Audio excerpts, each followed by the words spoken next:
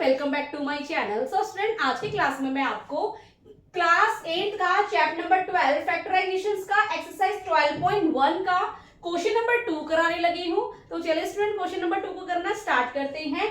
Factorise the following expression. So student, इसमें हमें expression givens है, मींस टर्म्स के अकॉर्डिंग। सो इसके हमने क्या निकालना है, फैक्टराइज निकालना है, right. So first part is 7x - 42। So इनका फैक्टराइज किस तरह से निकालेंगे, मीन्स सबसे पहले हम चेक करेंगे कि इन दोनों नंबर्स में कॉमन क्या है, राइट। मीन्स इन दोनों में कॉमन क्या है। जिस तरह से x यहाँ है बट x यहाँ पे नहीं है, यहाँ 7 और यहाँ पे 42 है, राइट। सो इसमें हम एक ऐसा नंबर लेंगे जिसको मल्टीप्लाई करने पर 7 भी आए और मीन्स जिसके टेबल में 42 भी आए, राइट। सो फॉर एग्जाम्पल 7 हम बाहर ले लेंगे। 7x इन दोनों को मल्टीप्लाई करेंगे, 7x आएगा माइनस 7 के टेबल में 42 कितने में आता है, 6 में आता है। 7 6 42। ओके स्टूडेंट, सो ये इस नंबर्स का क्या निकल गया, हमारा फैक्टराइज निकल गया, राइट। इसी तरह से सेकंड पार्ट भी इसी तरह से करेंगे। 6p - 12q। So first of all in दोनों में क्या है, हमारा कॉमन क्या है, मीन्स यहाँ पे p है बट यहाँ पे q है। सो ये 6 है और ये 12 है। सो सिमिलर इसमें भी हम एक ऐसा नंबर लेंगे जिसके टेबल में 6 भी आए और 12 भी आए, राइट। फॉर एग्जाम्पल 6 को हम बाहर ले लेंगे। 6 को p से मल्टीप्लाई करेंगे, 6p आएगा माइनस 6 2 12, राइट। 6 2 12q, right. सो 2q हमारा अंदर आ जाएगा। सो ये इस एक्सप्रेशन का फैक्टराइज है। Okay student, similar third part भी इसी तरह से करेंगे। 7a² + 14a, right. सो पहले चेक करेंगे इन दोनों में कॉमन क्या है। इन दोनों में हमारा a कॉमन है, राइट, बिकॉज a यहाँ पे भी है और यहाँ पे भी है, राइट। सेकंड इज हम एक ऐसा नंबर ले लेंगे जिसके टेबल में 7 भी है और 14 भी है। For example 7। सो 7a हम क्या ले लेंगे, बाहर ले लेंगे, राइट। सो जिस तरह से स्टूडेंट ये a की स्क्वायर है, राइट। सो a के हमने बाहर ले लिया, a के हम अंदर ले लेंगे, राइट। सो 7a को a से मल्टीप्लाई करेंगे, सो 7a की स्क्वायर ही आएगा। प्लस 7 के टेबल में 14 कितने में आता है, 2। 7 2 40 and a, so 14a। Okay student, similar fourth part भी इसी तरह से करेंगे। -16z + 20z की cube. Okay student, first of all in दोनों नंबर्स में हमारा कॉमन क्या है, z कॉमन है, z दोनों में है तो एक z हम यहाँ पे लगा देंगे, राइट। सेकंड हमने वही सेम नंबर लेना है, एक ऐसा नंबर लेना है जिसके टेबल में 16 भी है एंड 20 भी है। For example 4, right. 4 के टेबल में 16 कितने में आता है, 4 में ही आता है, राइट। एक z है, z हमने यहाँ पे ले लिया। जिस तरह से माइनस में है तो हम यहाँ क्या लगा देंगे, -4। 4 4 16 -16z। ओके स्टूडेंट, प्लस 4 के टेबल में 20 कितने में आता है, 5 में आता है। 4 5 20। जिस तरह से z कितने टाइम्स है, यहाँ 3 टाइम्स है, एक टाइम हमने बाहर ले लिया है तो यहाँ पे हम z की स्क्वायर लगा देंगे। ओके स्टूडेंट, 4 को 5 से मल्टीप्लाई करेंगे 20 एंड z को z की स्क्वायर से मल्टीप्लाई करेंगे, सो z की क्यूब। ओके स्टूडेंट, तो चलिए स्टूडेंट इसके फिफ्थ पार्ट को करना स्टार्ट करते हैं। सो सिमिलर स्टूडेंट इसका फिफ्थ पार्ट भी इसी तरह से करेंगे। 20l² m + 30al m। सो पहले हम चेक करेंगे कि इन दोनों में कॉमन क्या है। जिस तरह से यहाँ पे भी l है, यहाँ पे भी l है, सो हम एक l बाहर ले लेंगे। नेक्स्ट m यहाँ पे भी है और m यहाँ पे भी है, सो एक m हम बाहर ले लेंगे, राइट। सो सिमिलर जिस तरह से ये 20 है एंड ये 30 है, सो हमें एक ऐसा नंबर लेना है जिसके टेबल में 20 भी आता है और 30 भी आता है। For example 10, right. So 10 2 20, right. जिस तरह से l यहाँ पे 2 टाइम्स है, 1 टाइम हमने बाहर ले लिया है और 1 टाइम हम अंदर ले लेंगे। सो 10 2 20 l² m। Okay student, plus 10 के टेबल में 30 कितने में आता है, 3 में आता है। 10 3 30, राइट।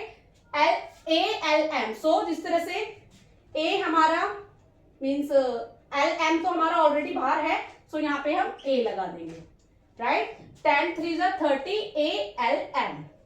ओके स्टूडेंट, सो ये क्या निकल गया, इसका फैक्टर निकल गया। Okay student, similar six part भी इस तरह से करेंगे। 5x² y - 15xy की स्क्वायर। सो पहले हम चेक करेंगे इन दोनों में कॉमन क्या है।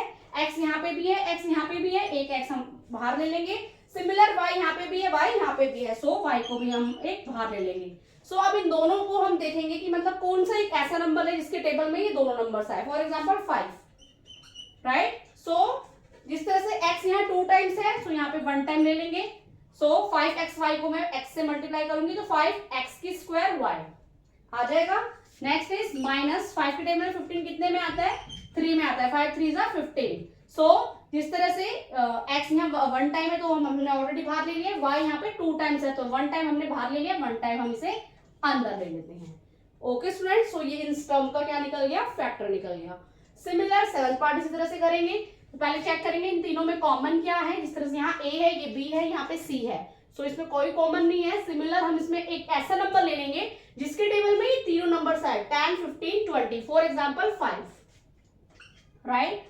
सो 5 2 जा 10, 2a की स्क्वायर माइनस 5 3 जा 15b की स्क्वायर प्लस 5 के टेबल में 20 कितने में आता है, 4, 5 4 जा 20 c की स्क्वायर। सो ये इस टर्म्स का क्या निकल गया, फैक्टर निकल गया।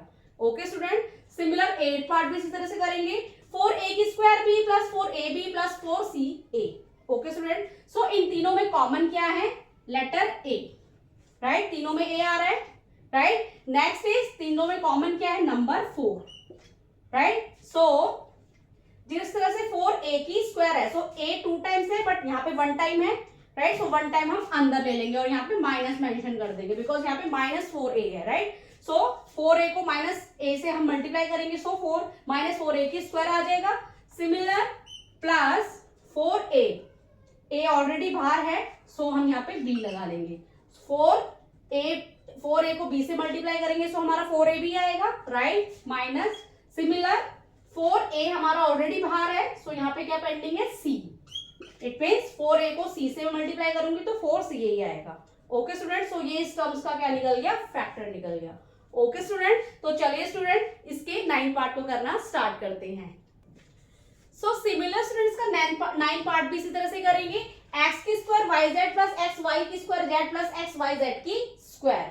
सो इन तीनों में कॉमन क्या है, एक तो हमारा एक्स कॉमन है, राइट, तीनों में एक्स है, एंड तीनों में वाई है, सो वाई भी हमारा एक कॉमन है, एंड जेड भी हमारा तीनों में आ रहा है, सो जेड भी हम एक जेड हम बाहर ले लेंगे। सो ये एक्स वाई जेड इन तीनों में कॉमन है, राइट। सो ब्रैकेट में जिस तरह से x 2 टाइम्स है, 1 टाइम हमने बाहर ले लिया, एंड y z, सो एक x हम अंदर ले लेंगे। सो x y z को x से मल्टीप्लाई करूंगी, सो x की स्क्वायर y z ही आएगा, प्लस x y z को जिस तरह से y यहाँ 2 टाइम्स है, 1 टाइम हमने ऑलरेडी ले रखा है और x z ऑलरेडी बाहर है, सो यहाँ पे 1y ऐड हो जाएगा, right. Plus x y z की स्क्वायर, सो यहाँ पे z 2 टाइम्स है, 1 टाइम ऑलरेडी बाहर है, सो 1 टाइम हम अंदर ले लेंगे, राइट। सो एक्स वाई जेड को जेड से मल्टीप्लाई करूंगी, सो हमारा क्या आ जाएगा, एक्स वाई जेड की स्क्वायर। ओके स्टूडेंट, सो ये इस टर्म्स का क्या है, फैक्टर है। ओके, सिमिलर इसका 10th एंड लास्ट पार्ट को करना स्टार्ट करते हैं।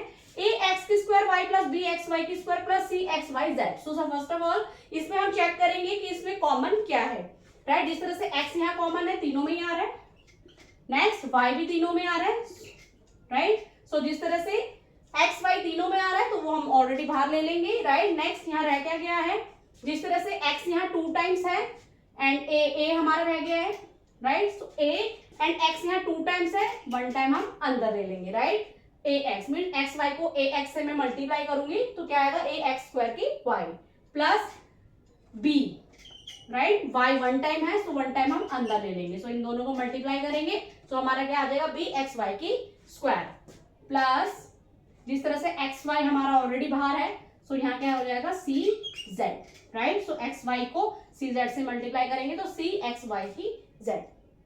ओके स्टूडेंट, सो ये इस टर्म्स का क्या है, फैक्टर है। Okay student, so hope so student आपको मेरे द्वारा बताया गया ये सोल्यूशन समझ में आया हो, तो प्लीज मेरे चैनल को लाइक शेयर एंड सब्सक्राइब करना। मिलती हूँ मैं आपको नेक्स्ट क्वेश्चन नेक्स्ट सोल्यूशन के साथ, तब तक के लिए टाटा बाय बाय।